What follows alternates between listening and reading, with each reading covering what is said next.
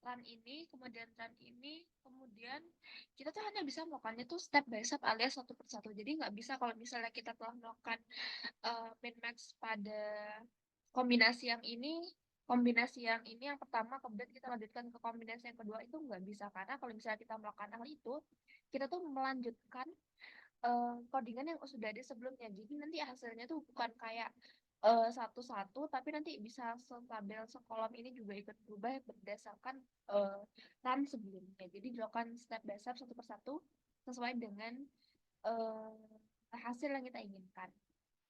Kemudian sama caranya kita lanjut ke soal nomor 2, yaitu tampilkan scatter plot sebelum clustering. Nah, caranya untuk menampilkannya kita menggunakan PLT scatter. Di sini terus masukkan parameternya di sini karena kita menggunakan kombinasi precipitation sama temperature max, kita masukkan ke sini sama ke sini dan akan menampilkan seperti ini scatter plot sebelum kita melakukan clustering. Nah, dilihat dari gambar tersebut itu kalau misalnya dilihat ini gambarnya masih tidak jelas ya pengelompokannya. Maksudnya kayak sama semua, tidak ada yang membedakan karakteristik tiap titik datanya. Jadi ya acak saja tanpa ada struktur yang jelas. Nah, begitu juga dengan melakukan penampilan scatter plot pada kombinasi yang lain, caranya sama, cuman dibedakan saja di parameternya. Di kombinasi ini diubah menjadi temperature minimal sama white. Kemudian hasilnya seperti ini scatter plotnya. Kemudian begitu juga dengan kombinasi yang ketiga, hasilnya seperti ini, dan kombinasi yang terakhir yaitu temperature max sama wine, hasilnya seperti ini. Kemudian kita lanjut ke soal nomor 3, clusterlah dataset central weather dengan nilai K234. Nah, di sini kita sudah melakukan clustering dengan nilai K itu masing-masing 234. Jadi kita coba satu persatu dengan nilai klasternya ini, ubahnya tuh di bagian sini. Jadi kalau misalnya kita mau masukkan nilai J-nya 2, masukkannya di sini 2, kemudian dimasukkan parameternya. Karena ini kombinasinya precipitation sama temperature max, kita masukkan ke dalam sini. Kemudian dijalankan data frame-nya dan akan menghasilkan seperti ini. Sudah ada klasternya. Cuman di sini klasternya itu hanya dua, yaitu 0 sama 1. Kemudian untuk menampilkan scatter plot terbarunya, caranya dengan menggunakan ini. Jadi kita buat data frame yang masing-masing untuk setiap cluster atau setiap kelompok. Jadi data frame satu isinya kelompok 0, kemudian data frame 2 itu isinya kelompok 1. Kemudian kita beri warna untuk cluster 0 itu green, untuk cluster 1 itu red. Kemudian hasilnya akan seperti ini. Jadi cluster satunya itu ini, kemudian cluster 2-nya ini. Nah, titik tengah warna ungu ini dapat kita sebut dengan centroid atau nilai tengah dari tiap kelompok. Nah, caranya juga sama untuk melakukan clustering dengan nilai K sama dengan 3. Jadi diubahnya di atas, parameter yang sama, dijalankan, hasilnya akan seperti ini. Bedanya di bagian cluster itu nggak cuma 0 sama 1 aja, tapi ada 3 sekarang, 0, 1, sampai 2. Nih, jadi sekarang ada 3 data frame, kemudian dijalankan scatter plotnya yang jadi seperti ini. Ada 3 warna. Eh, warna merah untuk cluster 1, warna green untuk cluster 0, dan black itu untuk cluster 2. Oke, mungkin kita lanjut saja dengan cluster 4. Diubahnya di sini, parameternya sama, kemudian dijalankan. Terus kita tampilkan scatter plotnya menjadi seperti ini. Ada ketambahan warna biru. Jadi green, red, black, sama blue. Green, red. Jadi ini eh, cluster 0, terus cluster 1, cluster 2, dan cluster 3. Kemudian hal yang sama juga dilakukan pada setiap kombinasi lainnya. Caranya tetap sama. Kalau ingin mengubah nilai K-nya itu kita ubah di sini. Di K-max bagian atas diubah nilai N-nya menjadi nilai K yang ingin kita terapkan. Kemudian parameternya kita taruh di baris kedua dengan menggunakan variabel Y predicted untuk memprediksi Y. Ya, alias klasternya itu prediksinya gimana sih, pengelompokannya gimana sih? Kalau misalnya 2 berarti 0 sama 1. Kalau misalnya klaster 3 itu 0, 1, 2. Klasternya kalau misalnya klasternya nilai K-nya itu 4, berarti nanti dia klasternya tuh ada 0, 1, 2, 1, 3. Nah, ini hasil seperti ini. Ini klaster 2, kemudian ini klaster 3, ada 3 warna. Terus ada klaster 4, ada 4 warna. Begitu juga dengan kombinasi-kombinasi berikutnya. Caranya sama saja. Oke, mungkin kita bisa langsung lanjut saja ke soal nomor 4, tentukan key terbaik jika dilakukan dengan analisis ilmu metode. Jadi, di sini kita disuruh untuk menentukan key terbaik dari setiap key yang kita terapkan untuk bisa mendapatkan hasil yang terbaik gitu ya, atau pengelompokan yang terbaik dengan menggunakan ilmu metode. Caranya seperti ini, kita menggunakan garis inersia. Garis inersia itu apa sih? Yaitu ini garis inersia. Jadi dari garis ini tuh kita bisa menentukan eh nilai Q terbaik itu bagian mana sih? Lengkung yang mana sih yang terbaik itu?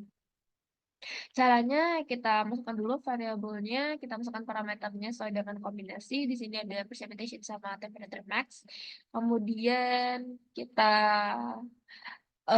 mulai lakukan plotnya. Ini caranya sama, cuman yang membedakan nanti itu mungkin di parameternya. Jadi untuk melakukan elbow method caranya itu sama saja seperti ini. Cuman yang membedakan nanti itu adalah parameter di atas sama range-nya.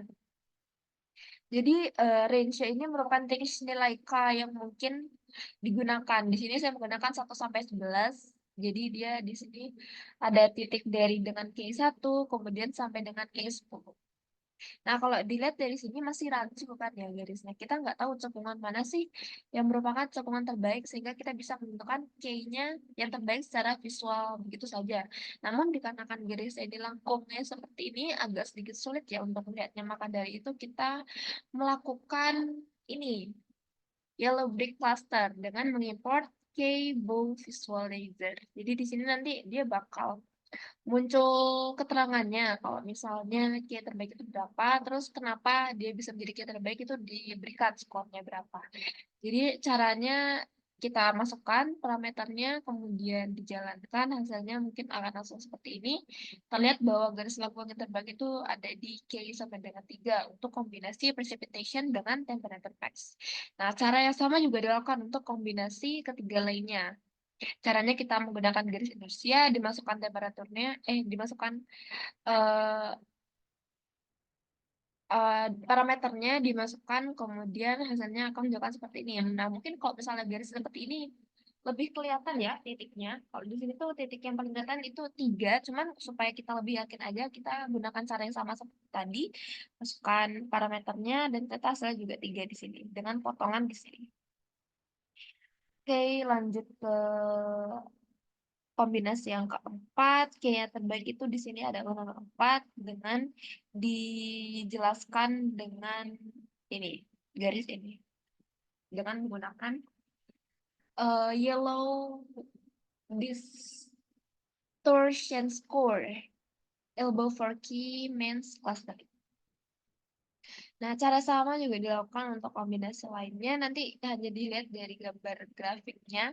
Mana sih titiknya itu nanti dia akan dimunculkan juga di sini skor sama key terbaiknya tuh yang mana.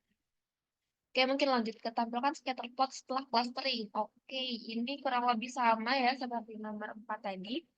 Setelah saya jelaskan, kalau misalnya setelah kita mengubah nilai K-nya, baru kita tampilkan scatter plotnya dengan menggunakan PLT scatter.